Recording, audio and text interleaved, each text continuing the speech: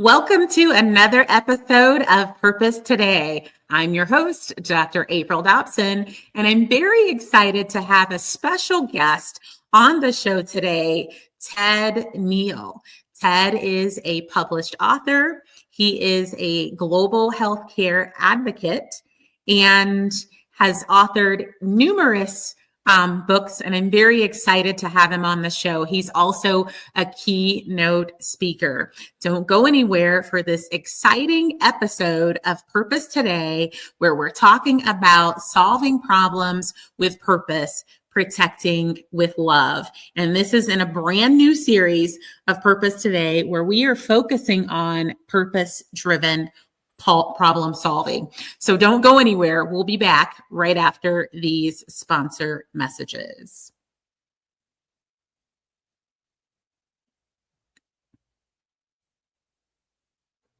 Purpose Today is brought to you by Purpose Today Global in partnership with the Purpose Professionals community. The Purpose Professionals community has relocated to our new location. And if you're interested in information on the Purpose Professionals community that exists to help professionals to network with like-minded individuals, pivot to align with their purpose, and grow professionally, type Purpose Professional in the chat.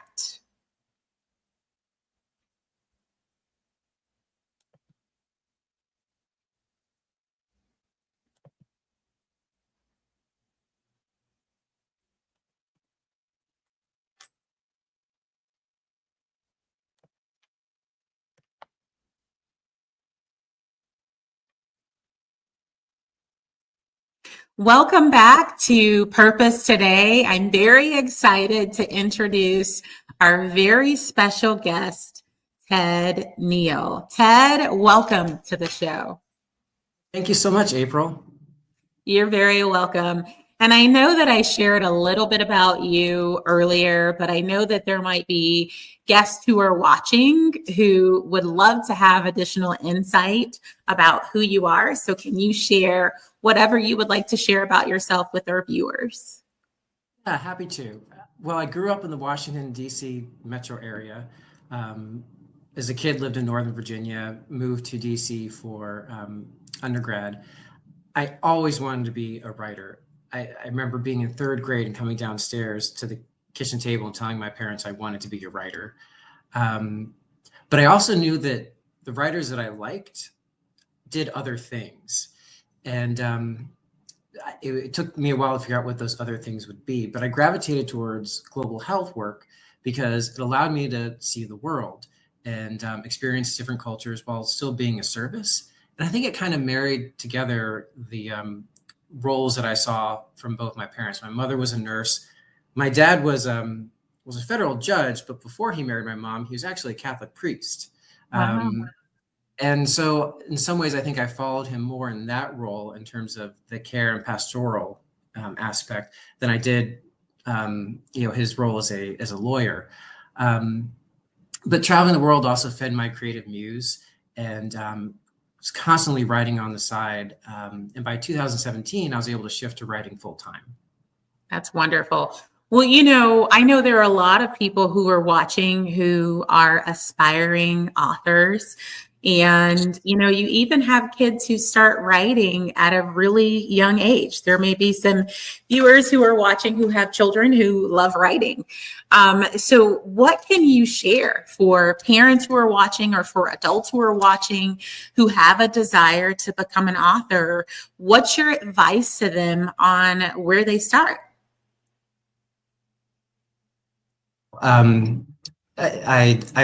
I hesitate because I feel like my answer for parents of children would be very different than for adults. I think for parents of children, I think what you want to do is encourage the writing, encourage that creativity. I talk to so many people as adults who experience some real childhood wounds and a real repression of part of their identity because their parents did not make room for creative pursuits because they didn't see them as practical. That said, creative pursuits, unfortunately, and I think we'll talk about this more later in the podcast, but they don't necessarily pay. And so I think as parents, there's a question of trying to guide that and nurture that creativity. Because if someone has that creative spark, it's part of their soul. And so we don't want to repress it. But we also want to scaffold it and guide young people to get those skills that they can that will allow them to support those creative pursuits. And for adults, I mean, keep at it. I once heard the expression that, the only failure is to stop trying. Right. But making that transition to doing it full time and trying to, support yourself with it can be very hard. And don't beat up on yourself if you can't, because I mean, James Joyce couldn't make a living writing just on his own. He had to teach as well. And so if he can't do it, don't expect that we can either. So be gentle with yourself in that respect. I think you have some very interesting points that you made, and I definitely, agree, to ensure that we're continuing to fuel our creativity. I think we all were born with creativity, and I think finding ways to utilize the creativity, I think is great. I think if we put ourselves in a box and only look at what we believe is the potential for an income, I think we could miss out, on a wonderful opportunity. So it's about being more creative. It's about, I think we can talk to people who have been successful, right, with what they desire to do. I know there are a lot of opportunities for writing that people would really be surprised about, like writing opportunities that make over 6 figures. So I think it's really just about finding out more information. So I do appreciate you really encouraging everyone to fuel the creativity. So that's great. Thank you so much for sharing that. So I know you mentioned also in your introduction about how you ended up on the path, towards global health and the doors that it opened for you. So I do believe it's important for us to identify ways that we can solve problems. And I think solving problems should be, not just in our homes, not just in our communities, but I think that we can find, ways that we can solve problems around the world if we're able to think outside the box. So can you share, with us, because I know you've made some significant effort with solving problems, but if you can share insight on your first significant efforts that you made to solve problems in your community or, around the world, and what inspired you to do so? I was drawn to public health, partly because, it is all about problem solving, usually in low cost, common sense, community-based ways. And I love that about public health. Public health is about prevention. And, isn't it great if we can prevent these things from becoming big issues when we need much more acute treatment, which is more expensive and harder to sustain. And I think that's what I liked about public health work. You find a problem, determine underlying factors, and then work to resolve them. And you're never working in isolation. You're always working with others. And again, being an introvert and being a writer, I like the fact that that type of work brought me out of myself, encountering, connecting with other people. My writing as a way to solve problems is much more personal, and it's usually a reaction to some injustice that I perceive.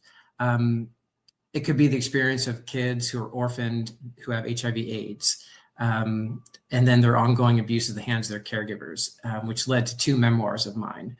It could be the simple fact that kids with disabilities don't have enough books where they can see themselves as heroes, which my friend who's a disability advocate pointed out to me. So we wrote that series of books. Or it could be that my friends and loved ones, who are people of color, and their families, their children, are not as safe in this country as someone with my background. And so my book series on racial justice is partly an effort to make a better, safer world for them, but also selfishly for me, because my friends, they carry a part of my heart with them. And if something happened to them, it would be unbearable to me. So I think there's I'm serving 2 things, feeling like I'm of service to my community, my loved ones, but also protecting myself and protecting my loved ones. So, there's a lot of things that we could unpack, right, with what you said. And so I think I just want to rewind a little bit, because you use some very, very specific examples. You used an example, you shared about, protecting children who are abused by their caregivers, protecting orphans. Was there something that you experienced specifically, because I feel like the audience is probably wondering, there's a gap here somewhere. So can you help us to close that gap? What was your experience with those observations? Well, I think if we really go back to like why I was doing this, I think my heart was opened up to it because when I was about 3, my mom had breast cancer, and that was a very formative experience for me. She survived. Praise the Lord. Yeah. And I'm grateful for it. And I'm proud of the fight that she, that she went through to survive, and dedicated her life and career afterwards to working with breast cancer and breast cancer survivors. So again, an amazing model for me. But I think that fear of losing a caregiver, that vulnerability I felt at 3, it ingrained itself into me. And even in college, I found myself volunteering at a homeless shelter for kids with HIV/AIDS in Washington, D.C. And just something about it clicked. And I really do think it's because I had that empathy for kids who had lost caregivers or who had been separated from caregivers. And in a way, working with them, as we always say, I was actually healing a part of myself. So I think that that led me to working with vulnerable children. I think going on that background, I think I've forgotten the other part of your question, so maybe you could repeat it for me. Well, I just felt like there was a gap, right? So you mentioned very specific things, right, when you were giving the example. And, you mentioned children who are abused by their caregivers. You mentioned, orphans who, have HIV and AIDS. And so those were very specific examples. So I feel like the audience might be wondering, okay, where's the gap? What did I miss? Like they're missing, an element, they're missing something. And I was just asking if you could, maybe shed a little bit of light of, are those specific examples that you experienced? And if you can just share some insight on that to close any gaps that the audience might have. Sure. Well, after I graduated from college, I originally thought I'd go into journalism, and I was drawn to covering stories that were affecting people on the margins and children, and I was doing a lot of work around sex trafficking in Washington, D.C. And how HIV was affecting that, and how people were trying to help sex workers, but there was some controversy around that. But as I got more into covering HIV/AIDS, I realized I needed to, if I really wanted to understand it, I needed to go to sub-Saharan Africa. And there was a Jesuit priest from Georgetown, where I did my undergrad, who had founded an orphanage for kids with HIV/AIDS in Kenya. So I moved there and lived there for 2 years. And that was really how I got my start in public health. And at the time, I realized, being a journalist about this is too abstract. I couldn't maintain my objectivity. So I kind of threw myself into that work. And that's where the shift into public health really happened. And of course, living at this orphanage for kids with HIV/AIDS was a huge formative experience for me. And I ended up writing a memoir about it. And then 20 years later, I I kept in touch with all those children, the children who survived and grew up into young adults. And 20 years later, they circled back to me and said, "Hey, Ted, after you left, we experienced 2 decades of sexual abuse at the hands of staff, at the hands of members of the Catholic Church." And so I ended up writing a follow-up memoir that I didn't expect to write, but was really about the journey of getting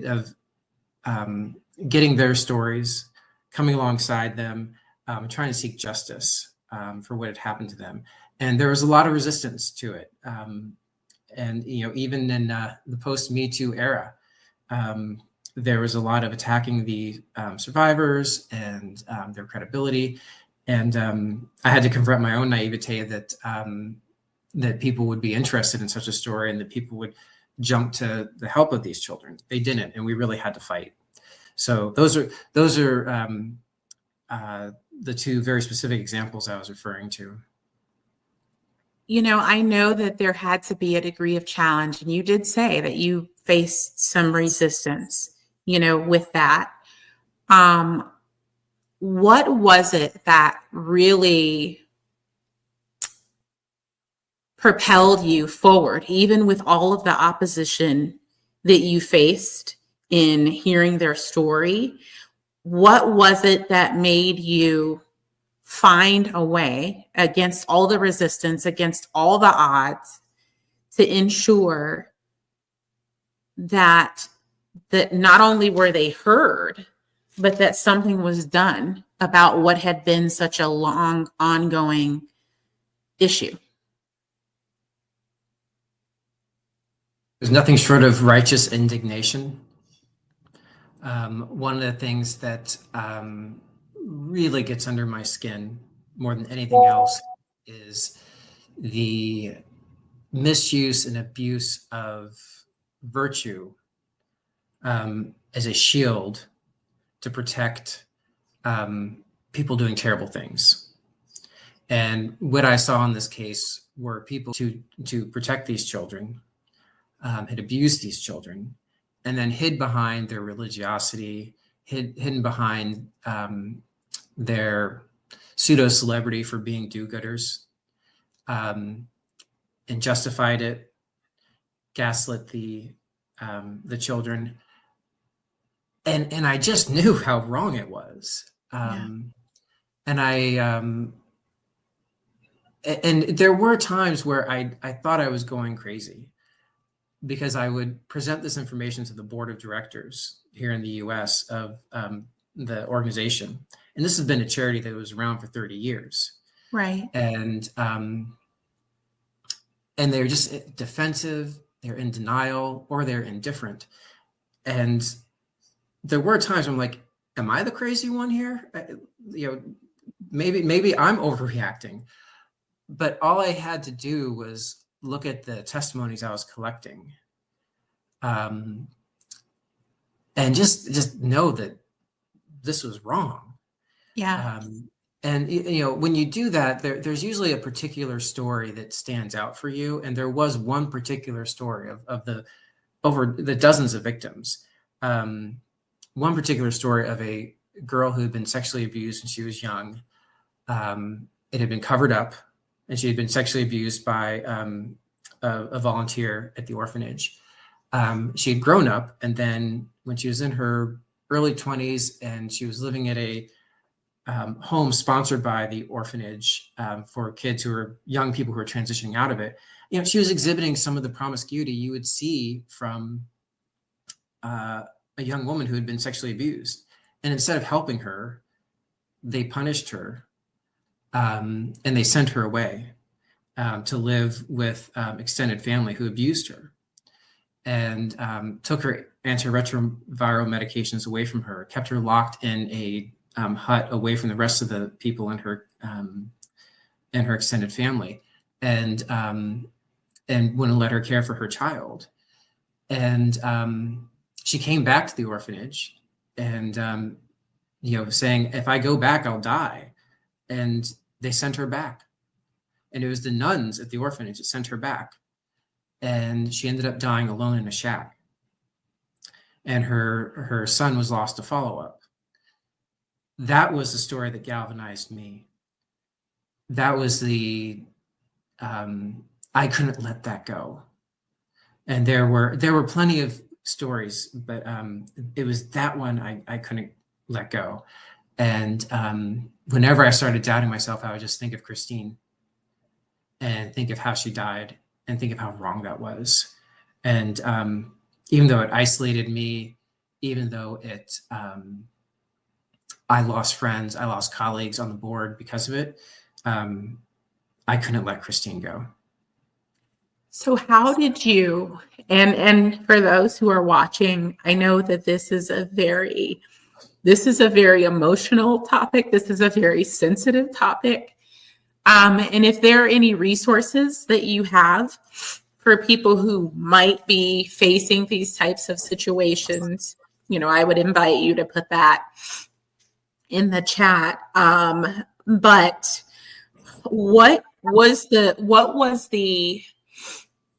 how did you finally break through for someone to listen? And what was the final outcome? I know it's important to make sure that we take a stand for what's right. We take a stand to ensure that people who are facing similar situations, that they're taken out of those situations, and that that it's stopped, so that we don't have more Christinas, right? So what were you able to finally do? What was the final outcome, and what was the breaking point that you finally had the right people or organizations to listen? A long time.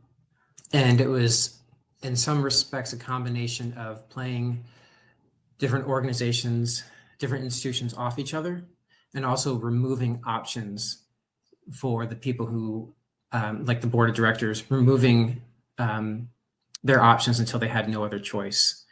One of the first places I went to was the Washington Post, because this organization was, the board of directors was based in DC, had a lot of connections to Congress, and was also supported by USAID. And I thought this would be a great story for the Post. And when I approached the Post editors, one of the first things they said was, "This is a very valuable and valid story, but we don't have the bandwidth to cover it." I reached out to the Nairobi bureau chief of the Washington Post, and he said, "We are interested." And he spoke to his Kenyan reporter, Rael Ambur, and she had grown up in Kenya. She knew about this organization, and this organization was huge in Kenya. It was famous. And she said, "I'm not taking them on. They are too well connected." This is a woman, a Kenyan woman, who'd bravely written stories exposing scandals in the Kenyan military, and she was not going to take on Nyumbani Children's Home. But I kept sending them information. I as much as I could, even as the board of directors was canceling my email, sending me letters from the lawyers to cease and desist. And because they were receiving money from USAID, I reported them to USAID, and they finally acted. And because it was an organization that was receiving US taxpayer money, USAID called in the Office of the Investigator General, which are federal agents. And even though this was taking place overseas, they sent these federal agents to start investigating. And once that happened, the board of directors had bigger problems than me, because the federal agents immediately started uncovering that everything I was alleging was true, and worse. And then once that happened, the Washington Post and my Kenyan counterpart, Rael, then she was ready to take on the case. And I understand why she was afraid to take on the case. The organization is connected to a lot of politicians, Kenyan politicians, and journalists sometimes go and get disappeared when they uncover the wrong things. And once the FBI started investigating the story, there was a paper trail. And then that was when Rael was like, "Oh, I'll take this on now." And so we worked for almost 3 years together to uncover it.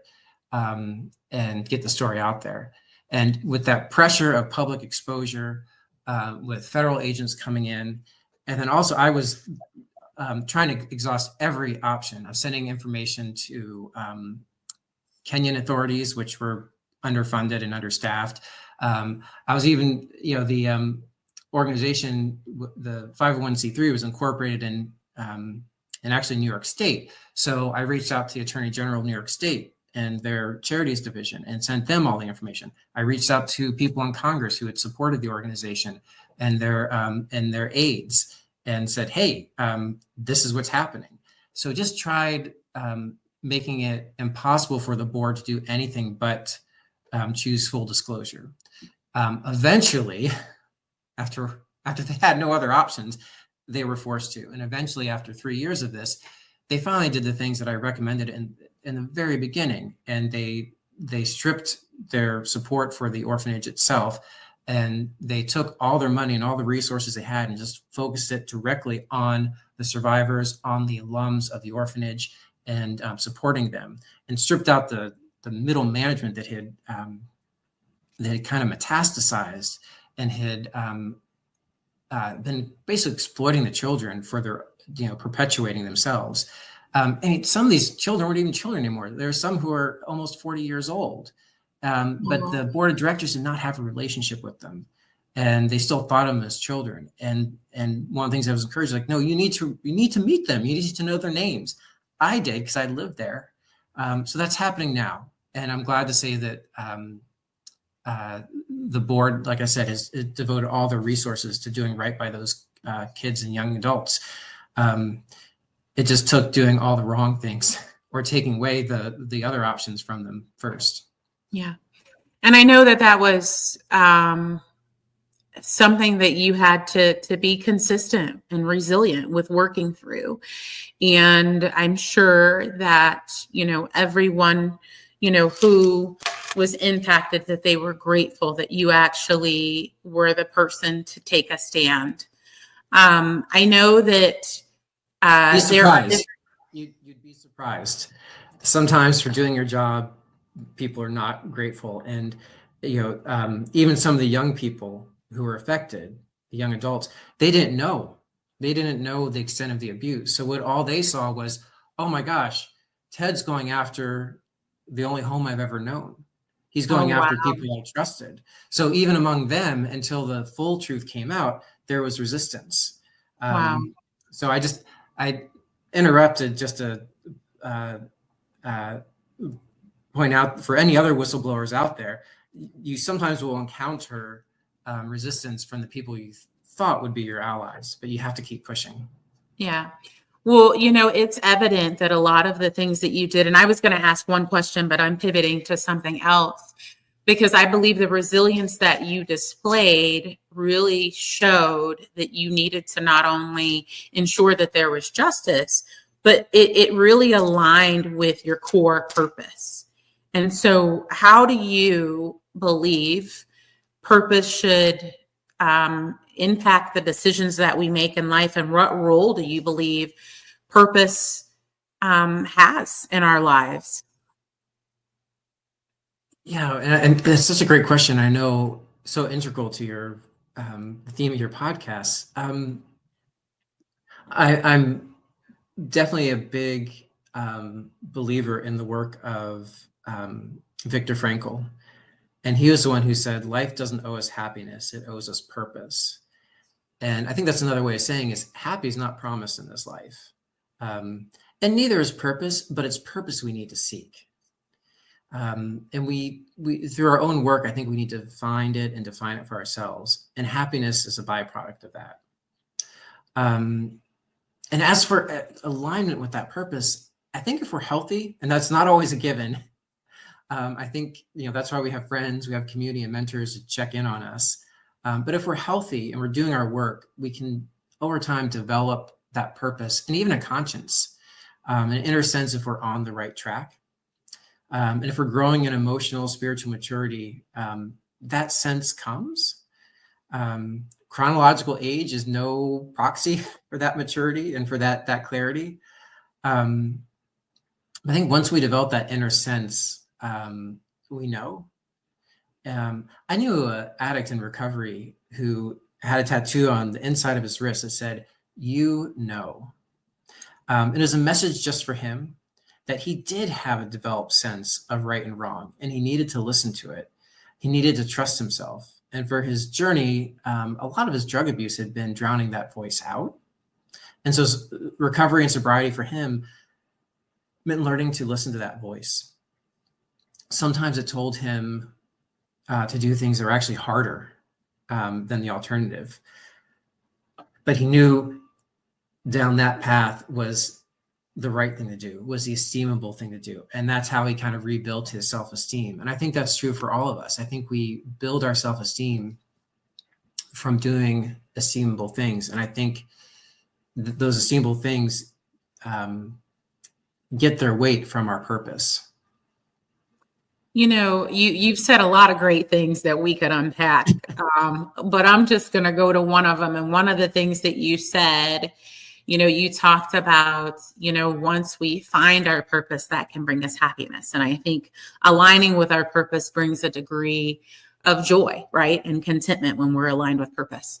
And you talked about, you know, spirituality and the importance of spirituality. And, you know, I strongly believe that, you know, we are able to have clarity on our purpose and know our purpose, you know, through God. Our creator created us, so he knows why we're here. He knows why he put us here. And so I think it's important for us to ensure that we're not ignoring the purpose. And you're right, a lot of people don't discover it. But I think it's important that we make it our intent, you know, to know and discover our purpose. And we do that by going to our creator. So I could ask you a lot of questions from what you just said. But I want to ask really about your experience, you know, because you had a lot of different points in your career. You had some time in journalism. You did a lot of volunteer efforts internationally. And, you know, there's so many different things that you've done. As you navigated through life and at different points, did you see distinct differences as you moved closer to your purpose and as you aligned with your purpose in your life? As you reflect on things, did you see a visible change? I don't want to sound like I'm contradicting what I just said because there's nuances here. And I'm really not contradicting it. But what I think a lesson I learned was that I said, you know, happiness can come from purpose and that sense of alignment can come from purpose. I don't know if I ever saw a change. I think I just saw a greater and greater clarity of my purpose. What I think was sometimes the tough lesson of that was that I can be aligned in my purpose, but I can still suffer.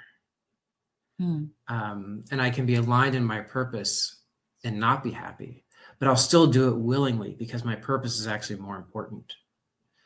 And I think that's when it really, I mean, that's when the rubber hits the road. If like we are really firm in our purpose and we are committed to it, we're willing to sacrifice our comfort, our happiness, and even our lives, and knowing that we're still doing the right thing.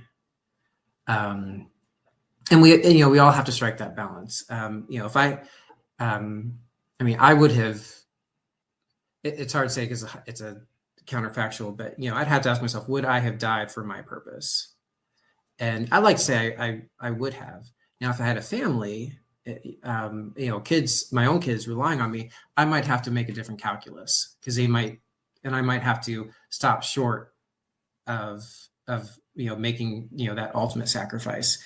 But I think that is what I've come to realize is there's a lot I can endure if I'm in line with my purpose. And that's another thing Viktor Frankl said. You know, when I was working for World Vision, at one point they wanted to send me to Afghanistan to do work for developing preschools, and I said yes, and I went. And you know, one of the things I asked myself was, you know, do I really believe in what I'm doing? And I did. And again, it comes back to doing the esteemable thing. Sometimes the esteemable thing is the hard thing. Right. So I think that's one of the things that I've seen change in me. That's good. And that I think, and that's the benefit of being able to find our purpose. I agree. The other things, the other things can kind of fade in importance, and that clarity becomes a real gift. I agree. Even if we're going to get buffeted by a lot of resistance for it, but then we can be resilient through a lot of things. Absolutely. You know, I feel like we could probably keep talking all day, but I want to talk about your books, if you can share with our audience. I know you mentioned a few of your books at the beginning. If there's any book in particular that you want to highlight, and how viewers can find your books if they're interested in purchasing them. Gosh, I'm so glad you didn't ask me to choose my favorite book. I can't choose my favorite child. Yeah, I counted last night. I'm actually pushing 40 books that I've authored. I think some of the, you know, of course, you know, my books on the investigation related to the children. It's called 20 Years of Unraveling. And it is a follow-up to 2 Years of Wonder, which is the first memoir I wrote about my 2 years living at the orphanage. And I feel an obligation to always talk about those books and try to get them out there. I have a lot of other books too, though. I've written a lot of fiction for middle grade readers, young adults, and adults. And, you know, all my fiction usually has some tie into social justice, some aspect of trying to reflect the experience of misfits and outcasts, as I've had critics describe my writing. And I'll embrace that. I write about misfits and outcasts. I've felt like a misfit and outcast myself. And I think at some point we all feel that way. But I think one of the series that I really have love to talk about is my middle grade series called Mystery Force. And that was a series that I developed with the help of an amazing illustrator named Susie Spooner, and input from my friends in the disability community. And that series really came about because my friend Macy, who's a social worker and uses a motorized wheelchair and has a canine companion, she pulled me aside and said, Ted, there's not enough stories that for kids with disabilities where they can see themselves as heroes. And, you know, I'm a big believer in if young readers can see themselves represented, they can imagine themselves participating in society. And that's so important. And like I mentioned earlier, to me, that I saw that as a small injustice that needed to be corrected. And so I worked with Macy and her connections to the disability community. I worked with Susie Spooner, who was an amazing artist. And we published these 9 books. And as an independently published author, you know, I had to put all the investment into this. And let me tell you, books with illustrations for kids cost a lot more to produce than just regular text.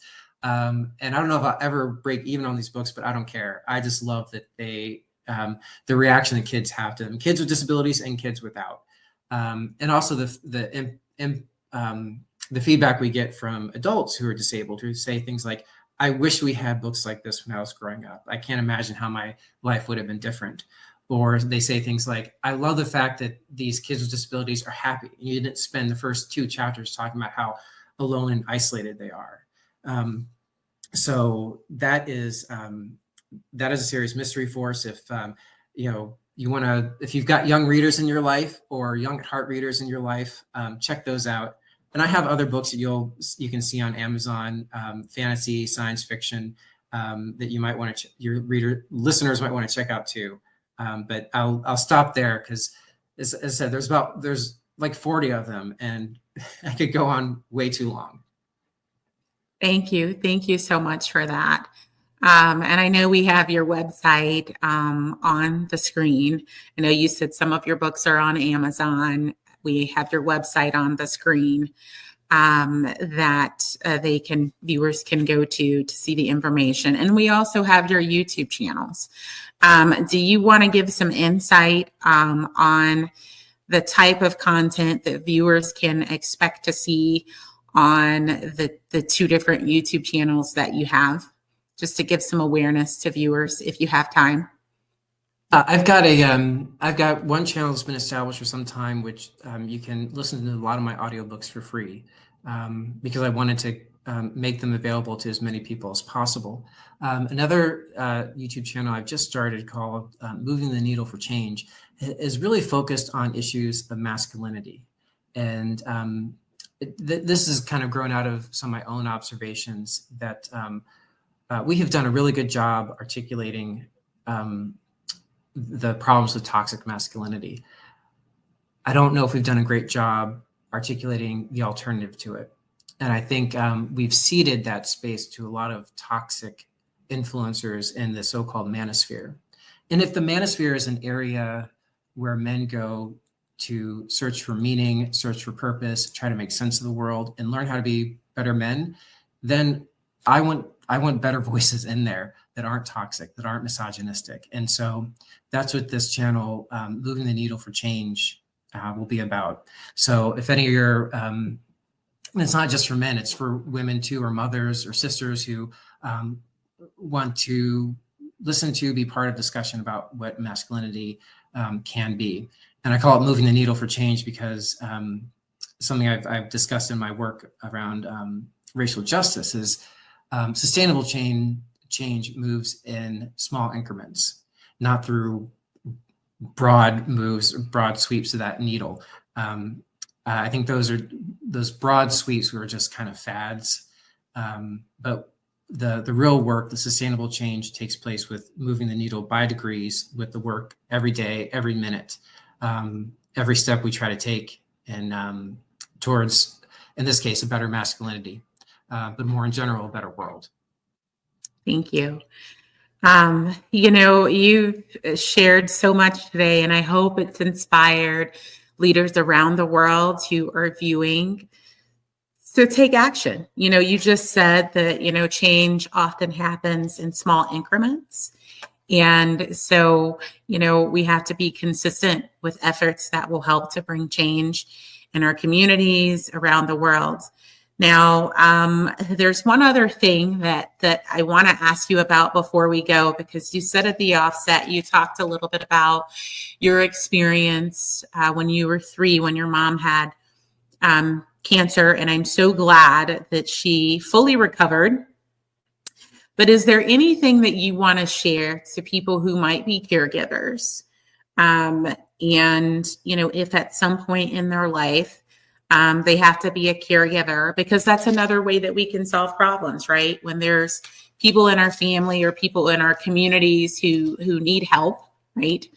Any insight that you can give in that regard?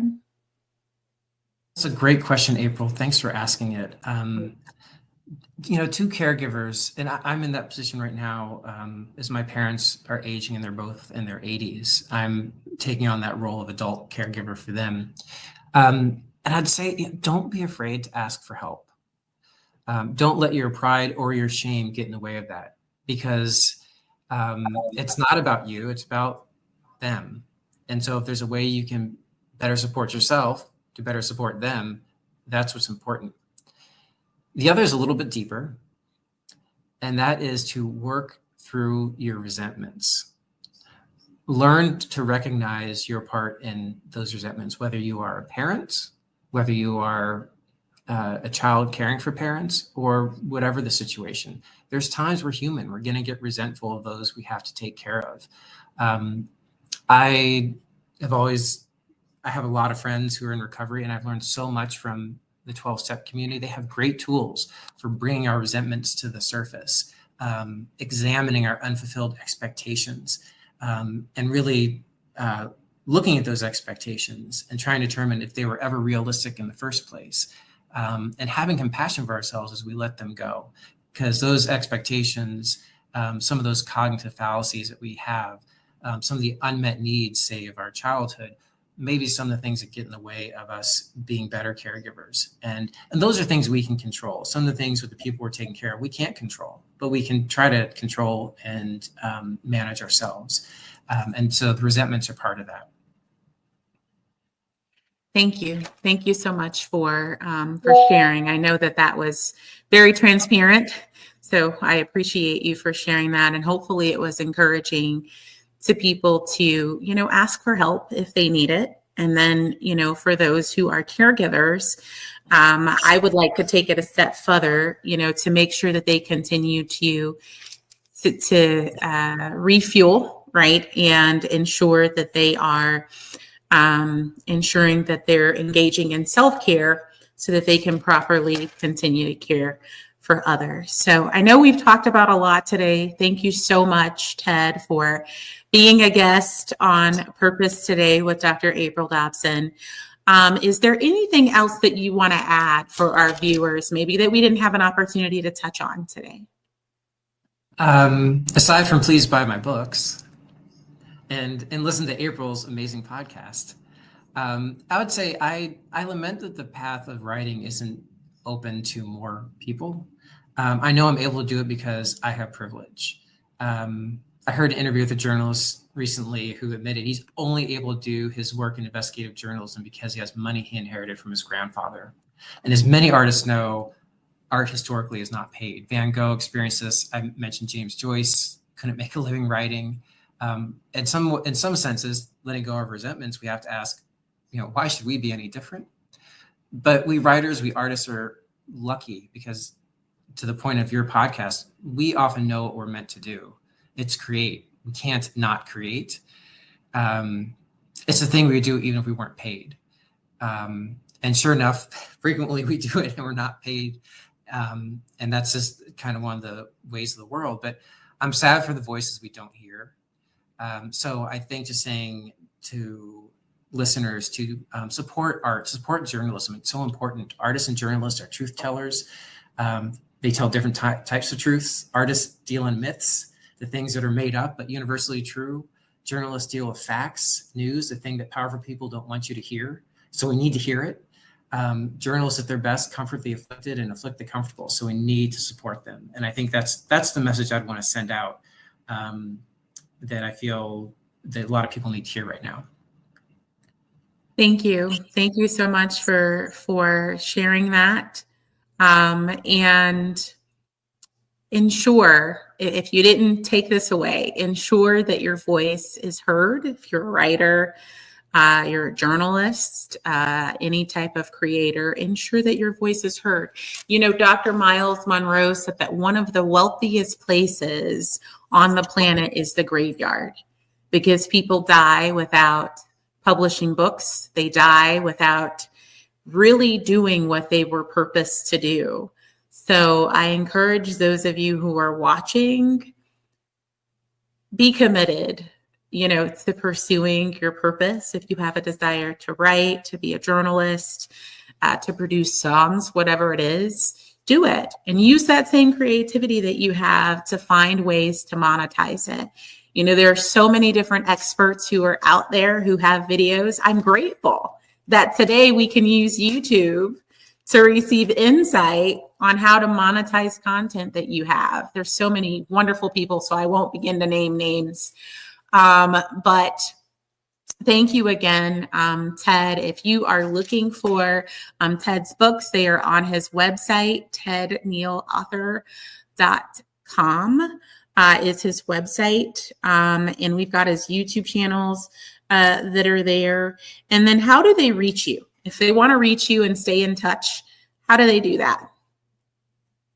I always try my DMs and social media, but one of the best ways is to use the email that you have down at the bottom there. A lot of social media gets clogged with spam and people trying to sell services. So I found that email, as old-fashioned as it is, works pretty well. Fantastic. So thank you again, Ted, for being a guest on Purpose Today with Dr. April Dobson. It has been certainly a pleasure to have you on the show today, and continued success to you. If anybody put any questions in the chat and we didn't get to those, then please connect with Ted on LinkedIn, shoot him an email, connect with him on IG. And we look forward to seeing you on another episode of Purpose Today. Thank you so much for tuning in. And Ted, I will see you in the back studio here shortly. Thank you so much. And thank you again to all the viewers who are watching today. We certainly appreciate you all. And we're grateful that you had the opportunity to watch. If you weren't able to contact Ted, go ahead and take a screenshot or take a photo so you can reach Ted. Thank you again for viewing. If you're someone who is watching and you feel that it's time for you to pivot professionally, but you're not sure where to start, send us an email. admin@purposetoday.com. Thank you so much for viewing. We look forward to seeing you next time on another episode of Purpose Today. Make it a wonderful, purpose-filled day.